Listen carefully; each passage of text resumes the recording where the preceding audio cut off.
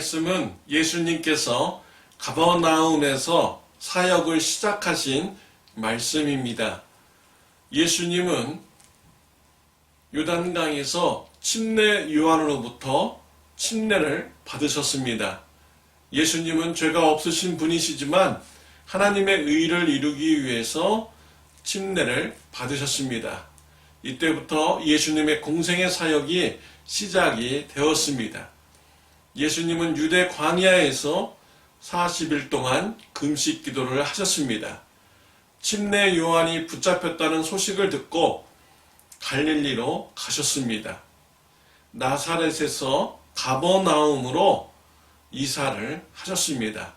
가버나움에서 예수님께서는 하나님의 나라를 전파하며 회개를 전파하며 사역을 시작을 하셨습니다. 예수님께서 가버나움에서 사역을 시작하신 것은 구약 성경의 예언의 말씀을 성취시키신 것이다 라고 오늘 본문에서는 밝히고 있습니다.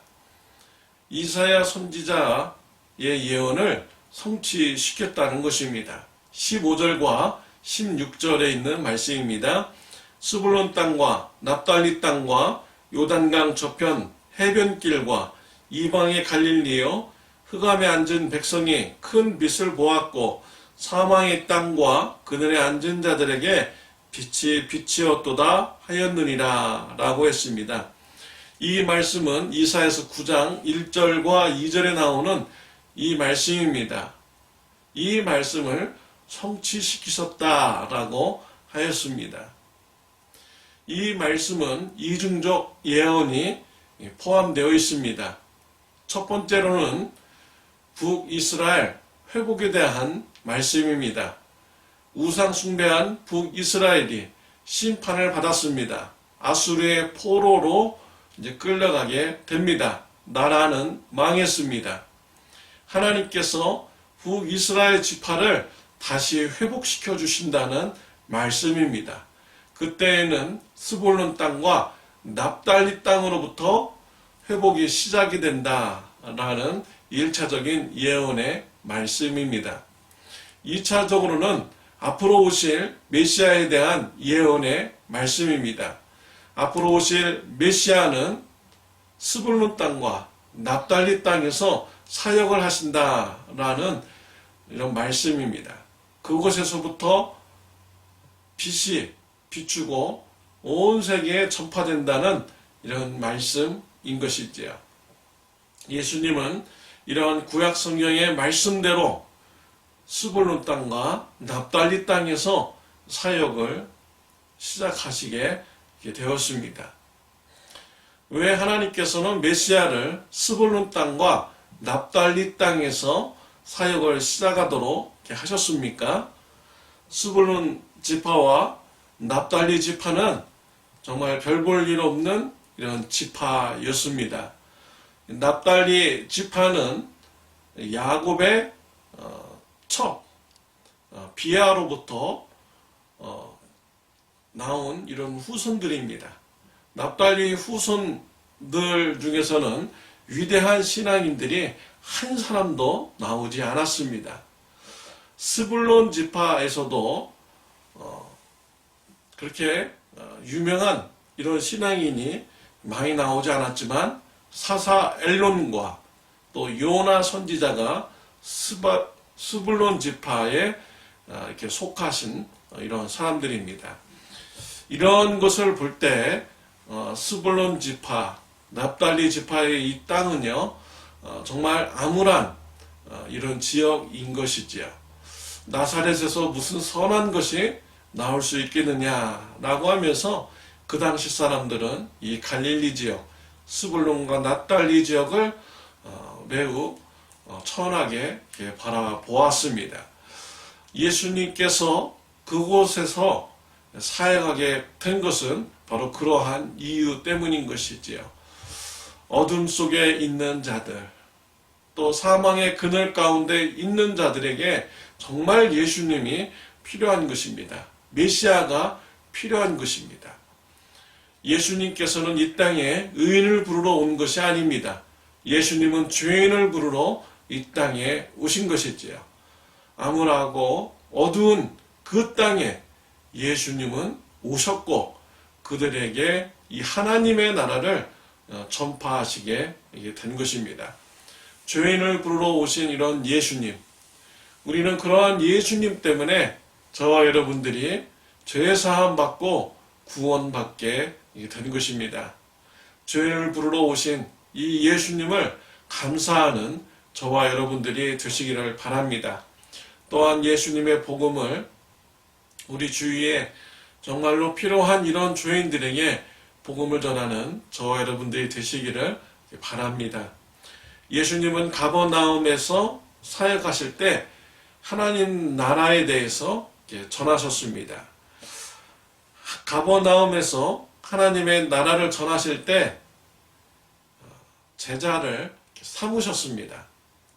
오늘 본문 말씀에 보면은 시몬과 안드레, 야고보와 요한을 예수님의 제자로 부르셨습니다. 사람 낚는 어부가 되게 하리라 라는 말씀을 주심으로 제자로 부르셨습니다. 이러한 부르심이 있을 때 시몬과 안드레 그물을 버려두고 예수님을 즉각적으로 따랐습니다. 야고보와 요한도 그물을 버려두고 배와 부친을 버려두고 예수님을 즉각적으로 따랐습니다. 제자의 합당한 이런 삶의 모습인 것이지요. 예수님의 부름에 즉각적으로 순종하는 자세가 있어야 제자가 될 수가 있는 것입니다. 우리 삶 속에서 성령님께서 예수님의 말씀을 주십니까? 용서하라, 화해하라, 예수님의 복음을 전하라, 나누라 라는 이런 말씀을 들려주십니까? 즉각적으로 순종하는 예수님의 제자들이 다 되시기를 바랍니다. 성령님께서 말씀하실 때 우리가 다음에 하지 라고 하면서 미룬다면 우리는 순종하는 이런 기회를 우리가 영영 잃어버릴 수가 있는 것입니다. 예수님께서 사역하시면서 사람들을 제자로 부를 때 모두 다 순종하는 것은 아니었습니다. 부자 건원이 예수님께 나와서 어떻게 하면 영생을 얻으리까? 라고 물었습니다. 예수님은 하나님의 계명을 지키라고 했습니다. 부자 건원은 다 지켰다고 합니다. 예수님께서는 부자 건원에게 내게 있는 모든 것을 이웃들에게 나눠주고 나를 따르라 라고 했습니다. 부자 건원은 재물이 많은 고로 근심하며 돌아갔다라고 하였습니다. 부자 건원은 즉각적으로 부르심에 순종하지 못했습니다. 부자 건원은 돌아가면서 다음 기회를 생각했을 것입니다. 부자 건원은 영원히 예수님의 제자가 되지 못했습니다. 예수님의 제자가 되는 기회를 잃어버리게 된 것이지요. 우리의 삶 가운데 성령님께서 우리의 마음속에서 예수님의 말씀이 생각나게 하고 순종하기를 원하신다 하면은 즉각적으로 순종할 수 있는 제자의 삶이 되시기를 바랍니다. 회개라고 할 때 회개하고 나누라고 할 때 나눌 수 있고 예수님의 복음을 전파하라고 할 때 즉각적으로 순종하여서 예수님의 복음을 전하는 제자의 삶이 풍성하시기를 바랍니다. 기도드리겠습니다. 하나님 아버지 감사합니다. 오늘 우리 예수님께서 죄인을 위해서 이 땅에 오신 것을 말씀을 나누었습니다. 우리를 위하여 이 땅에 오심을 주님 감사드립니다.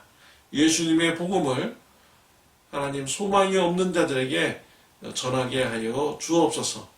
또한 우리 삶 가운데서 성령님께서 예수님의 말씀을 주실 때 우리가 즉각적으로 순종하는 제자의 삶이 되게 하여 주옵소서. 예수님의 이름으로 기도드렸습니다. 아멘.